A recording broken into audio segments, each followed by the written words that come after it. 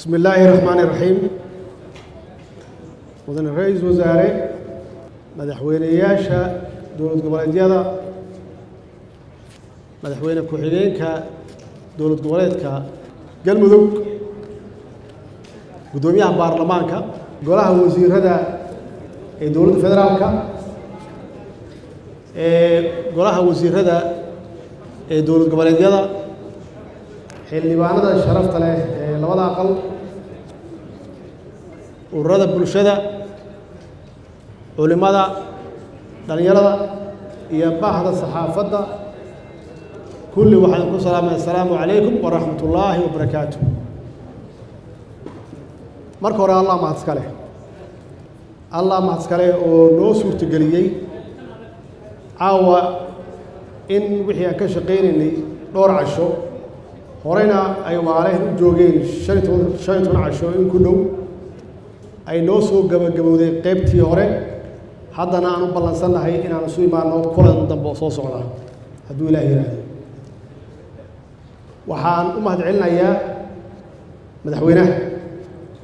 axmed qorqoor iyo howlwadeennadiisa iyo golihiisa wasiirada iyo guud ahaan shacabka iyo magaaladan dadka degan dhuusamareeb sida sharafta leh ee waaltinimada leh ee kalgacaltooyada leh ay noo soo dhoweeyeen intaasoo qof oo marti ah ay guryahooda u fureen oo ay gacmahooda u fureen aad iyo aad runtii uga mahad celinayna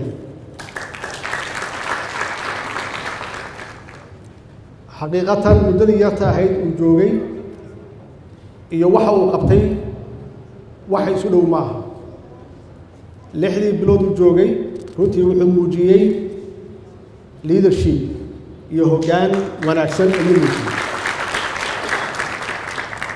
wuxuu ka bilaabay inuu isku soo leexiyo oo raadiyo dadkii ka fikrad wanaa oo qaar ka mid ah uu annaga naga soo kaxeeyey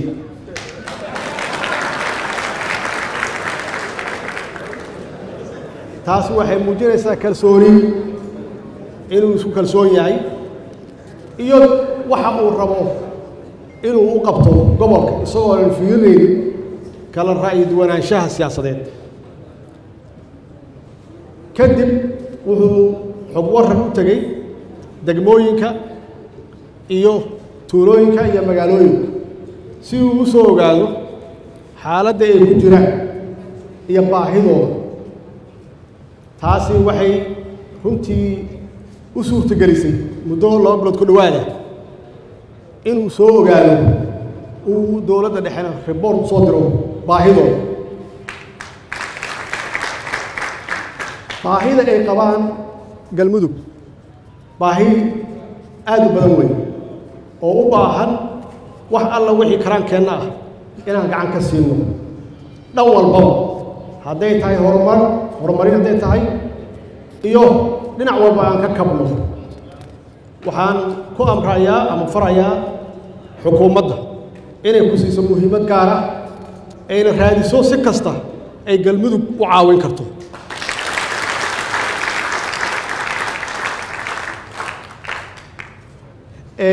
kulankani wuxuu daba socday kulamo hore oo naga baaqday oo dhowr jeer intaan ballannay ay suurtoobi weyday sababo jiro dartood mar kale waa u mahad celinayaa inuu dusha saartay isagoo muddo yar jooga inuu qaato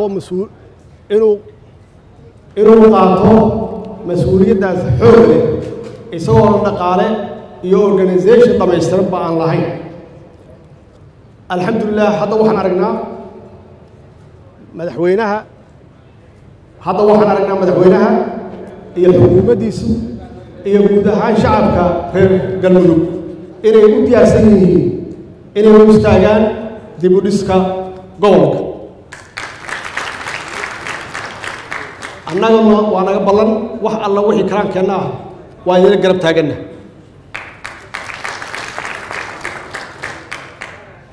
maanta ama caawa waa maalin taariikhi ah oo aan halkan isugu nimid inaan ka wada hadalno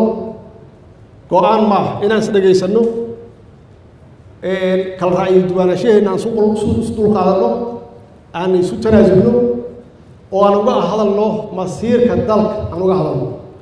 iyo mustaqbalkiisa iyo mustaqbalka carruurteena aan uga hadalno waxaan rabaa inaan waxyar ka yidhaahdo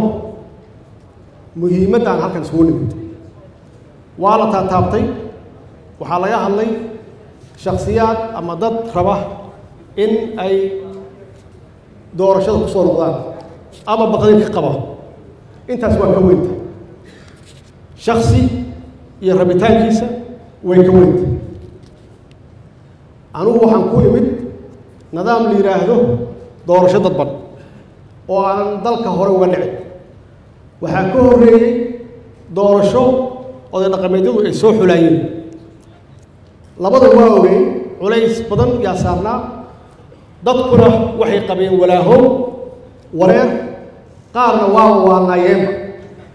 say ugu soo noqon lahaayeen sababta wax kale ma ah nidaamka lagu soo noqonayo yaan la garanayn waa lagu qanacsanaa 2016 nidaamkii lagu yimid maxaa yeelay nidaam hore loo yaqaano ma ahayn waxay ahayd nidaam lagu heshiiyey oo wada ogol ahayd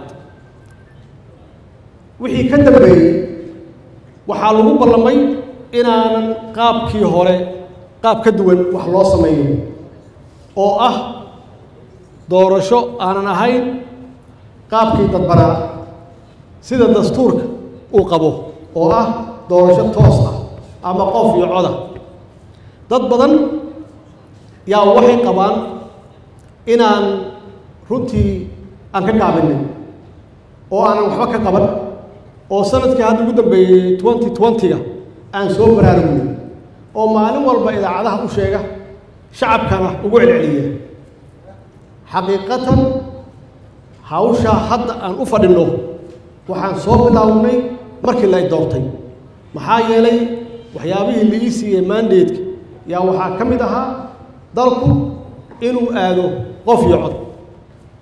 afar bilood markaan joognay yaa waxaan samaynay guddi oo dowladda federaalka ah iyo dowladaha xubnaha ka ah ay ku midoobeen dowladahu xubnaha ka ah waxay soo dirsadeen dadkoodii ugu fiicnaa ugu aqoonta badnaa ugu khibradda badnaa annagana waxaan soo dirsannay kuweennii noogu fiicnaa yaan soo dirsannay muddo hal sano ah yay ka shaqaynayeen waxaan ka hadlayaa waa markii aan ka soo noqonnay London Conference yaan bilownay guddigaas inuu howlgalo Nairobi ku shiraan Jabuuti ku shiraan dowlad goboleedyada meelahooda ku shiraan xamar bay ku shiraan waxay keeneen waxaan u dirnay 4 ajenda yaan u dirnay inclusive politics ay ku jirto qof iyo cod anigu waxaan rabaa inaan xog idin siiyo siday waxay yihiin inaan wax idinkugu sheego inclusive politicsku oo ah ee doorashada loo dhan yahay oo ay ku jirto nidaamka aan isku dooran doonno sida dastuurku qabo waxaa ku jiray kheyraad qaybsi dastuurka reviewgiisa ku jiray waxaa ku jiray garsoorka ayaa ku jiray shaqadii ay qabteen miraheedii waxay soo dhammaatay laba ajenda June 2018 annagoo ku wada qaracsan iyo waxay noo keeneen qorshihii doorashada qaabkii lagu geli lahaa iyo modelkii iyo sidii aan kheyraadka u qaybsan lahayn macnaheedu waxay tahay waxaan bilownay maalintii aan nimid xukunkaan bilownay in dalka aan u diyaarinno election soo socda direct election ama election toos ah oo qof iyo cod ah meeshaas way meesha ay wax ka bilowdeen annagoo wada soconna oo raalli isaga ah oo ku qanacsan oo weliba ku faanayna inaan bilownay processkii waqti aad u horeeya golihii wasiiradu maxaan ku yidhaahdaa sharcigii aan keennay golaha wasiiradu waa iska gudbiyeen waxay u gudbiyeen baarlamaanka sharcigii annagu aan gudbinay maahay baarlamaanku intay fadhiisteen oo muddo qaateen iyo waxay soo saareen sharcigii aan geennay mid ka duwan oo aan shaqo ku lahayn waxa kaliya isaga mid ahaayeenna ay ahayd doorasho qof iyo cod ah keliya anigu qof aan wacay oo guddigaas ka mid ahaa loo xil saaray hal qof aan wacay ma jiro amaan la hadlay oo aan idhi war keennii annagu aan keennay yaa khayr roonaaye kaas maa qaadataan iyagoo naga sii jeeda oo wax naga cararaya yee waxay la soo baxeen kan hadda yaalla waxaa la lahaa madaxweynuhu waa diidi doonaa bacdamaa uu ahaa kii hore mid uu isaga toshay jaakad uu toshay laakiin shacabka weynaha soomaaliyeed iyo qof walba waxaan u caddeeyey kan kii aan toshay inuusan ahayn laakiin aan saxiixay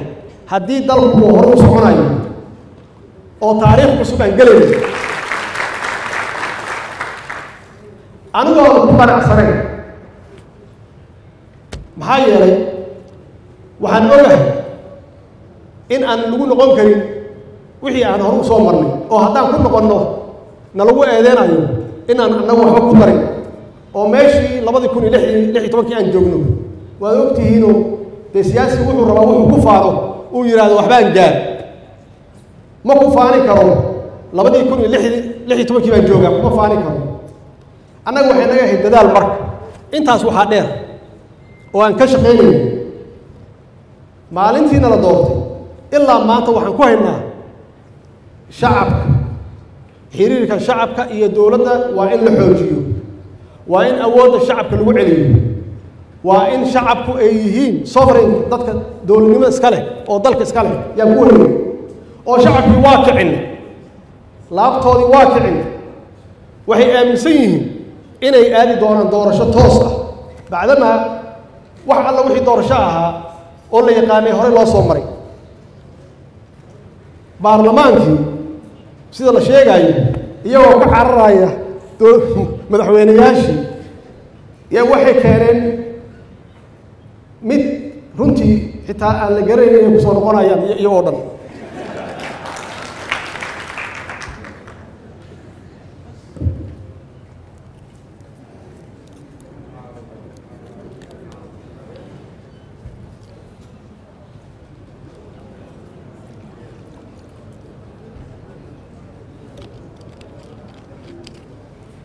laakiin faa'iidadiisu wuxuu yahay shacabkii yaa waxay heli doonaan fursad dalku wuxuu heli doonaa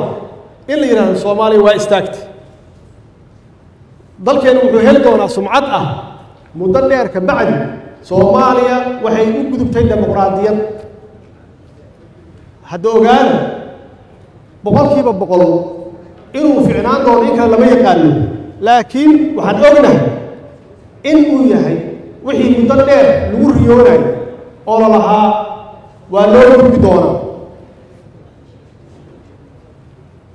iyadoo ay saas tahay yaa waxaana soo galay coronavirus wuxuu naga qaatay muddo 6 bilooda muddadaad arkaysaan oo dib u dhacay waa muddadii dalku kala xirnaa laakiin wixii aan dadku u sheegayn muddada dheer wixii dowlad goboleedyada iyo annaga aan waa hore go-aan ku qaadanay wixii caalamka iyo beesha caalamka ay ahayd inay ku faanaan oo yidhahdaan soomaaliya muddo dheer yaad dhaqaalo geliseen oo intaas aad kala shaqaynayseen inay institutionskoodu uu dhismo maanta soomaaliya waa istaagtay meeshaas way meesha hadda la joogo baarlamaankii oo soo taagan oo leh sharci baan diyaarinay oo doorasho guddigii madax banaana doorashooyinka oo leh doorashadii waa qaban karnaa bacdamaa ay soo shaqaynayeen muddo 6 sano ah iyo walaalahay oo leh xaaladdeeda ma joogtaa xaaladdii ma joogtaa lagu qaban lahaa hawshaas dood meeshaas way meeshay loo taagan tahay marka hadda waxaan isku afgarannay inaan wadno doodii marka oo annagoo iscalool xaaranay oo si fiican u sheekaysanay oo saaxiibbo noqonno aad isugu soo dhawaaday inaan ka sheekaysano shacabka waxaan ku celin lahay aan u sheegi lahay xildhibaanadii dastuurkii iyo shuruucdii ay ansixiyeen sidii laga yeeli lahaa iyo duruufta jirta meeshaas waa meeshii hadda joogta marka aniga meesha waxay iga aadan waxay tahay madaxweynihii qaranka waxaa laga rabaa inuu ahaado ilaaliyihii sharciga iyo dastuurka iyadoo ay saas tahayna inuu waaqici yahay oo xaaladda dalka ka jirta uu og yahay uuna wax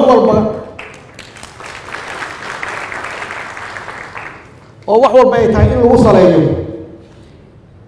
macnaheedu waxay tahay ilaahay runtii wuxuuna siiyey khibrado badan ileen waxaan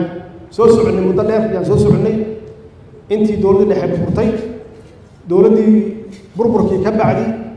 waxaa soo dhisay saad la socotaan siyaasiyiin jabuuti lagu soo dhisay 10 sano way shaqayn weyday tii ku xigtay civil society-ga dhisay oo carta lagu dhisay 2000 iyo oday dhaqameedyo iyo siyaasiyiin tii ku xigtay waxaa soo dhisay hogaamin kooxeedyo oo lagu qancinayay iyaga tii ku xigtay culumaa soo dhistay oo iyagoo lahaa bal iyagii ha lagu kala qaybiyo ama hal lagu gaaro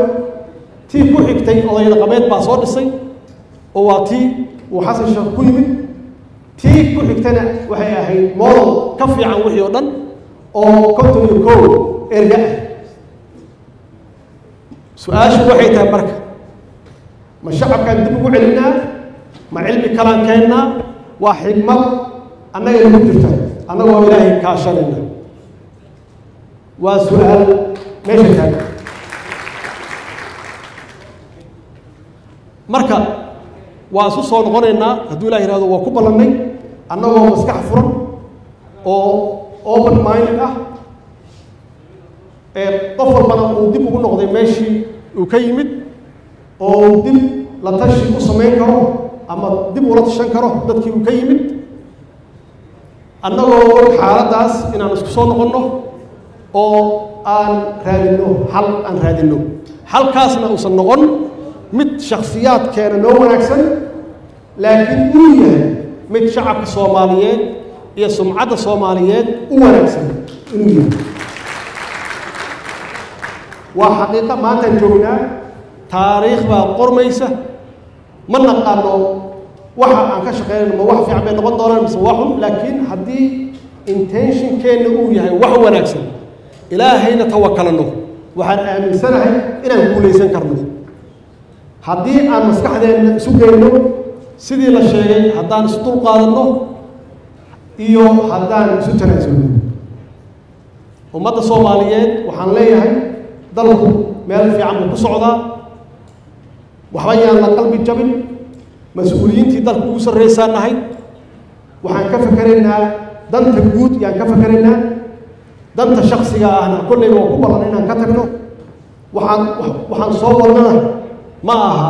wax ummadda soomaaliyeed iyo dowladnimada soomaaliyeed iyo sumcadda soomaaliyeed u daran noqon mayso insha allah hadduu ilaah yidhaahdo intaas waxaan u sheegayaa waxay tahay waa macluumaad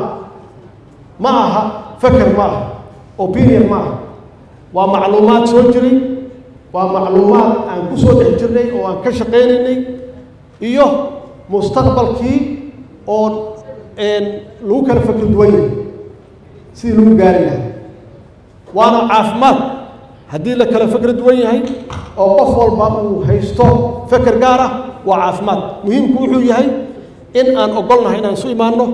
fakerkii aan isu geyno waxa danta dadka ah ama danta dalka ah inaan ka shaqeyno baarlamaankana taasaan ka rabnaa iyaga naftigooda dowlad goboleedyada madaxdooda waxaan ka rabnaa taas anigana dhexdaan u fadhiyaa oo waxaan ahay ilaaliyihii sharcigaana isla markaasna siyaasad lagama tegaayo iyada naftigeeda waa in la helo xal siyaasadeed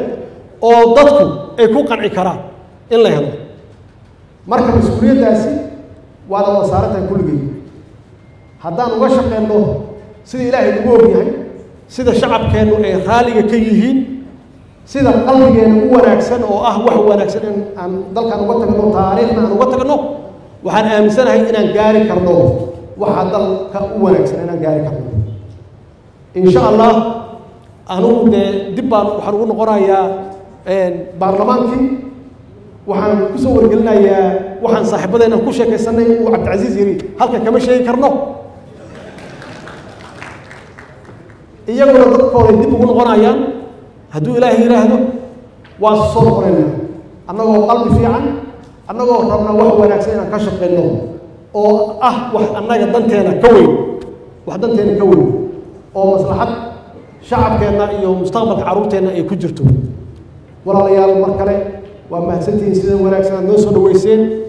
sida aad noogu gogasheen guryihiinna sidaad raashinka wafdiga halka yimid oo faraha badan aad runtii u soo dhaweyseen oo u qaabisheen waxay la tahay inta halkan joogta waxaan waa markaan 15 kaliya maaha inay soo noqon doona hadduu ilaahay yidhaahdo hadalkayga waxaan kusoo gabagabeynayaa dalku meel fiican buu u socdaa annagana si fiican baan wax u wadnaa rajadiina ha wanaagsanaato shacabka Soomaaliyeed meel kasta joogaan wassalaamu calaykum wa rahmatullahi